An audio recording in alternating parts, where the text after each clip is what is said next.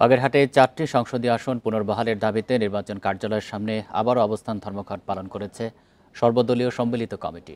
আরও জানাতে বাগেরহাট থেকে যুক্ত হয়েছেন সহকর্মী অলিপ কুমার ঘটক। বান্ডেল থাকলে প্রতি সেনমানিতে টাকা বাঁচবে। বিকাশ সেনমানি বান্ডেল কিনে জিতুন প্রতি লেনদেনে। অলিপ, আজকে ধর্মঘট কখন শুরু হয়, এই মুহূর্তের পরিস্থিতি জানাবেন। তাদের পরবর্তী কি কর্মসূচি ঘোষণা করেছে?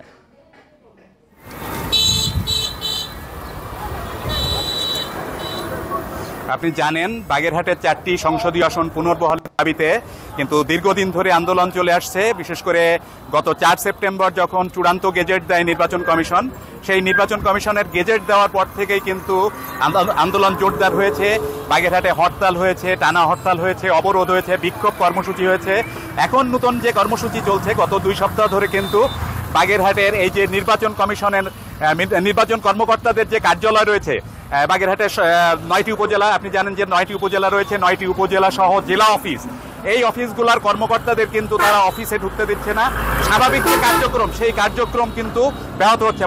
মানুষ এসে বিড়ম্বনার শিকার হচ্ছে। তারা দুপুর পর্যন্ত কিন্তু তারা কোনো কাজ করতে পারছে না। এখানে কিন্তু প্রতিদিন হচ্ছে 4 ঘন্টা করে 9টা থেকে, আজকে 9টা থেকে শুরু হয়েছে। এটি কিন্তু টানা কিন্তু 4 ঘন্টা হচ্ছে আপনার এই অবস্থান ধর্মঘট তারা পালন করছে আন্দোলনকারীরা বলছে যে কোনো অবস্থাতেই তাদের যে দাবি, তাদের যে ন্যায্য দাবি, তাদের এই যে বাগেরহাটের যে ঐতিহ্য রয়েছে, বিশ্ব ঐতিহ্য 60 গম্বুজ মসজিদ রয়েছে, বাগেরহাটের দ্বিতীয় সমুদ্র বন্দর মোংলা রয়েছে, সব মিলিয়ে সুন্দরবন বিশ্ব ঐতিহ্য সুন্দরবন রয়েছে। এই সুন্দরবন মানে সবকিছু মিলিয়ে বাগেরহাটের এক ঐতিহ্য রয়েছে।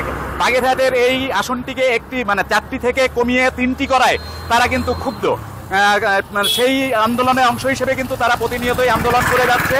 তারা বলছে যে কোনো অবস্থাতেই আমাদের দাবি আদায় না হওয়া পর্যন্ত, আপনি জানেন যে এখন যে প্রচন্ড তাপদাহ চলছে, এই তাপদাহের ভেতরে কিন্তু এইখানে নেতাকর্মীরা, বিশেষ করে আন্দোলনকারীরা কিন্তু অবস্থান নিয়েছে, তারা আন্দোলন করছে।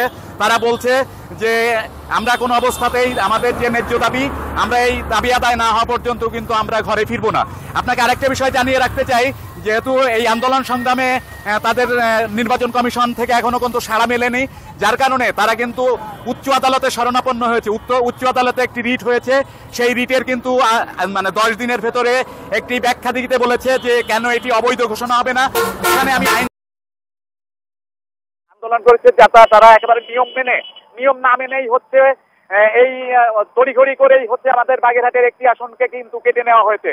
তো তারা বলছে যে আমাদের আন্দোলন সংগ্রাম চলবে এবং যতক্ষণ আমাদের দাবি আদায় না হচ্ছে ততক্ষণ পর্যন্ত কিন্তু এই বাগেরহাটের আন্দোলনকারীরা কিন্তু আন্দোলন চালিয়ে যাবে, এমনটাই কিন্তু আমাকে জানিয়েছে। আমি নতুন কর্মসূচির বিষয়ে কথা বলেছিলাম, তারা বলেছে যে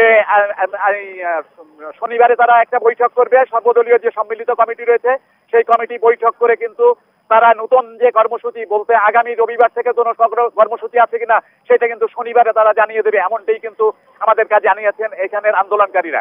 এই ছিল বাগেরহাটের অবস্থান ধর্মঘটের সর্বশেষ খবর।